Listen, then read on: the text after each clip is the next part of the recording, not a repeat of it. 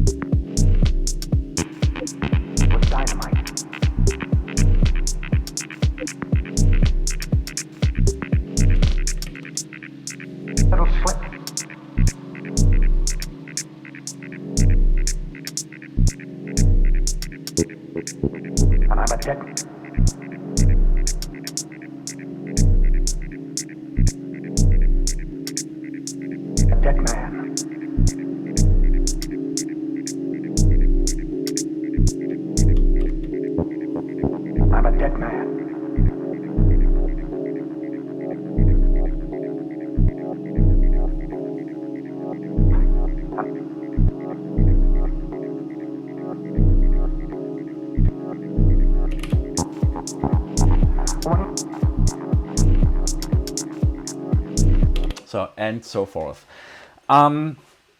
So basically, some words about the track configuration itself. I'm running my tracks around 120 per BPM, sometimes a little slower, sometimes a little faster.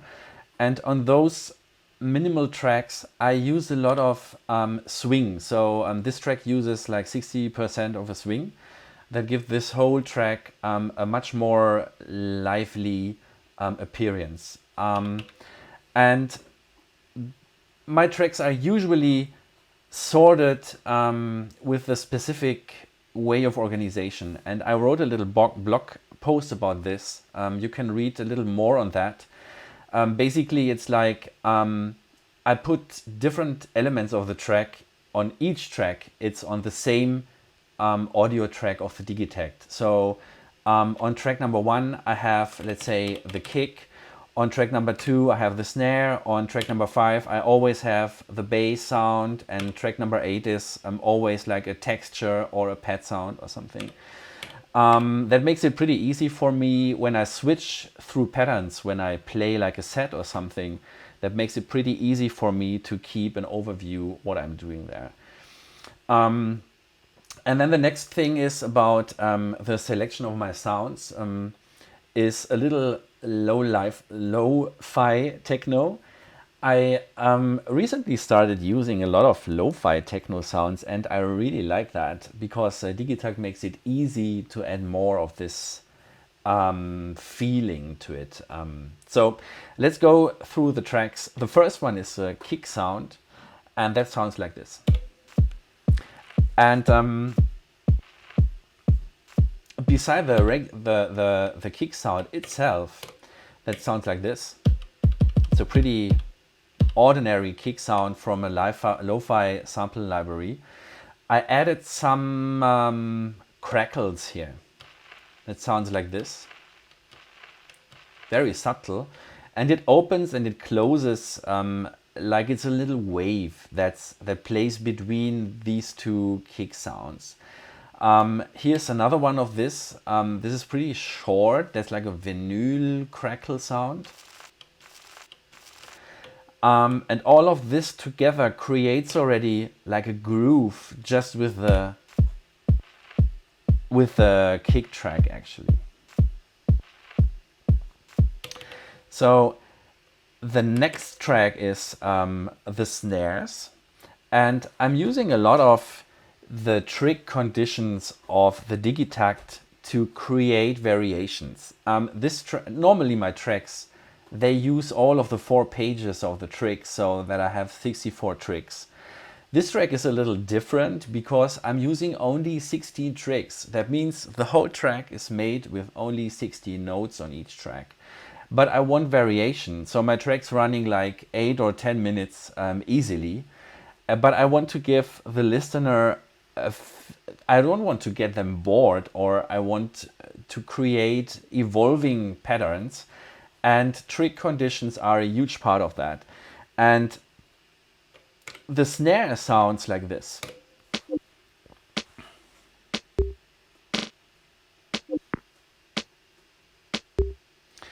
The specialties on this one is the snare sound is not really special. It's just a short snare sound, which plays on the second beat.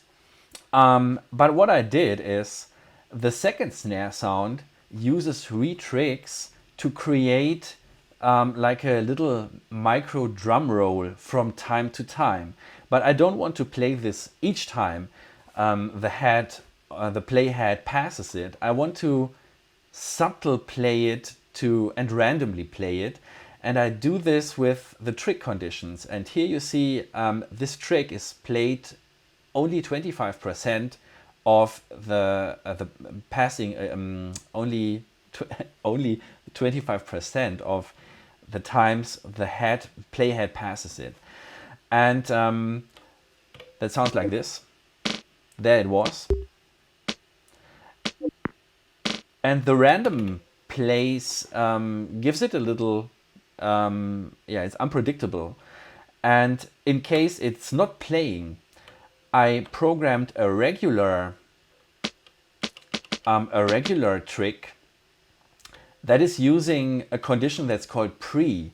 And that means this trick is only played if this trick is not being played.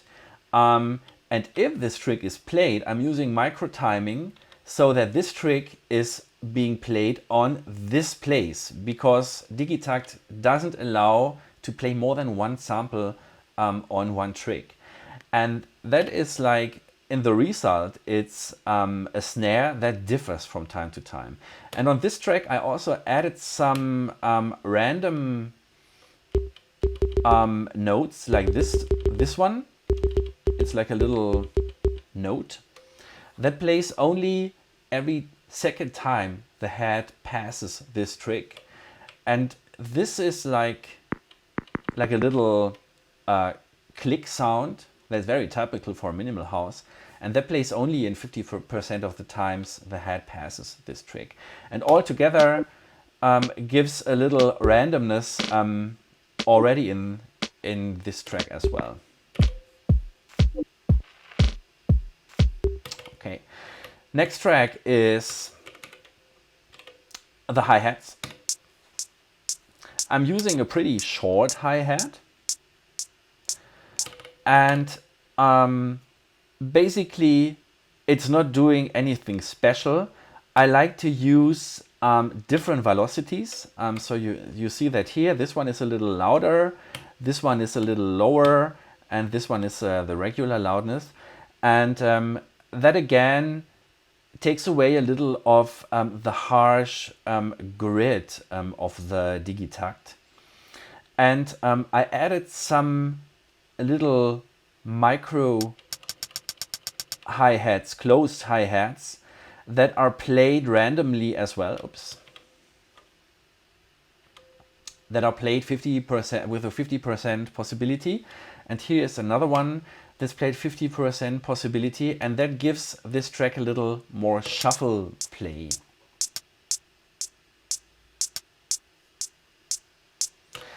And one speciality of this one is that I added some fills.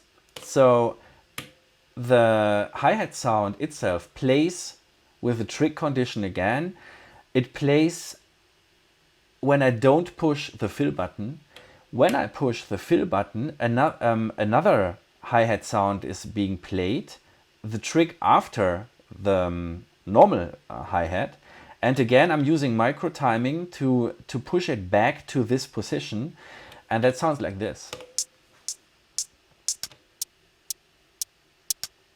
So I can create some variations again while performing this track just by pushing this sound, which is pretty cool.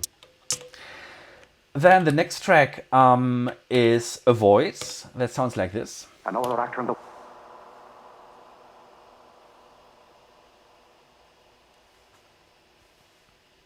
Another actor in the...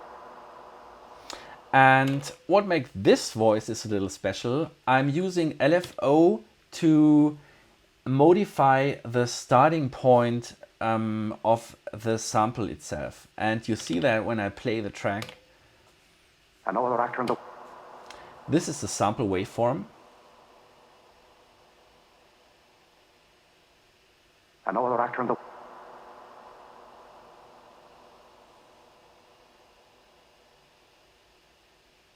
Another actor in the... Now it's not really working because the LFO is configured very slowly. I'm using like a speed of 1 only. And that let the starting point move very slowly through the waveform. Now you hear some subtle changes. Dynamite. And once again, this gives the track a variation. Flip. And this trick uses also a trick condition. It only plays 1 or 4 times the playhead passes it, because I don't want to have too much movement in the track. Dead man. Instead of using very much reverb to fill the spectrum of the sound. So this is that. Then I have a bass sound, which is very simple.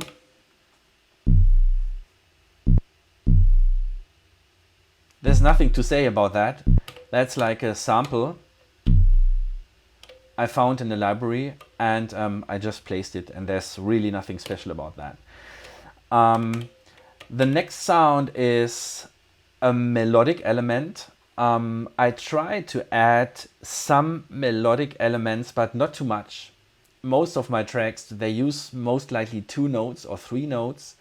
And to give some variations, I use the filter and the delay to add more variation to that.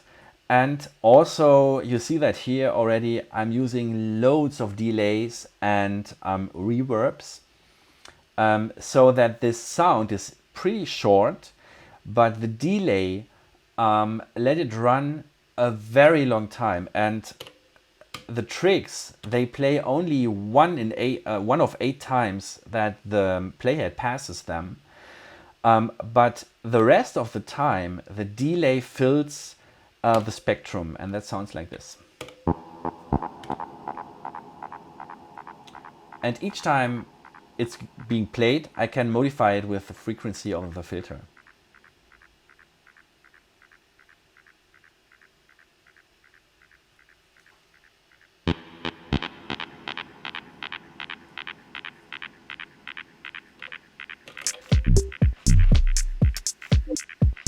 The world.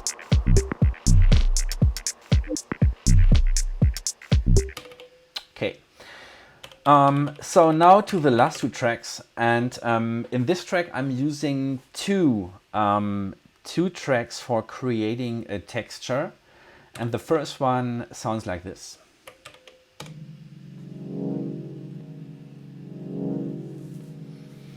That is like a chord sound I also found in one of my libraries. And what I'm doing here is I'm adding a bit reduction over longer times. I use that a lot. That gives once more, it lets the pattern evolve over a long time. And it also adds a little more high frequencies. And we can listen to that a little longer so you can hear those effects.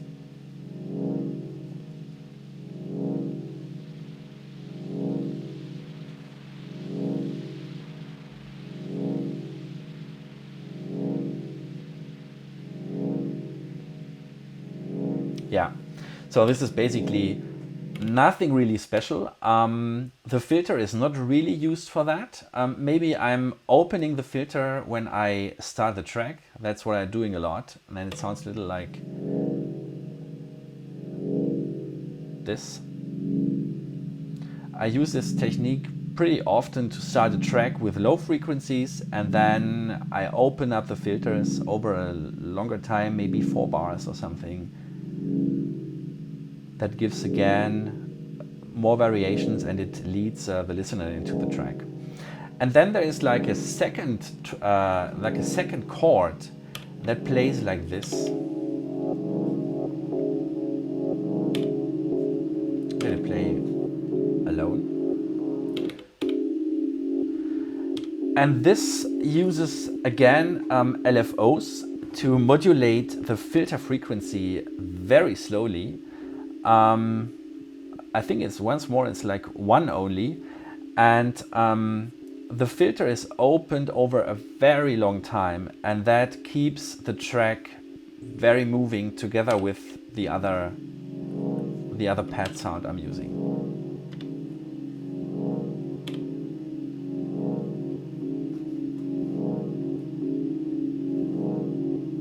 Now you hear the filter is opening.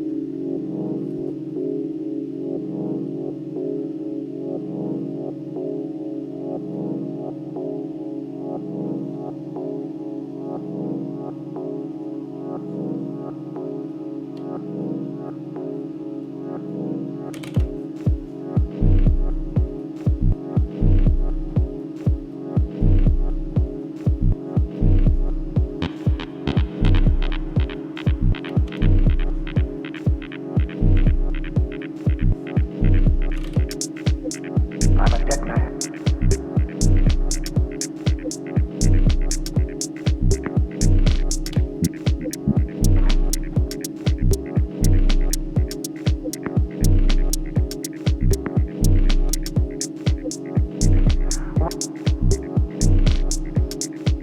So yeah, there you have it. I hope this video was helpful for some of you. And if you have questions, let me know in the comments below. If you like the video, give it a like or give it a heart or share it or whatever. And see you soon on one of my Instagrams or on my blog or whatever. Have a nice day. Matthias. Ciao.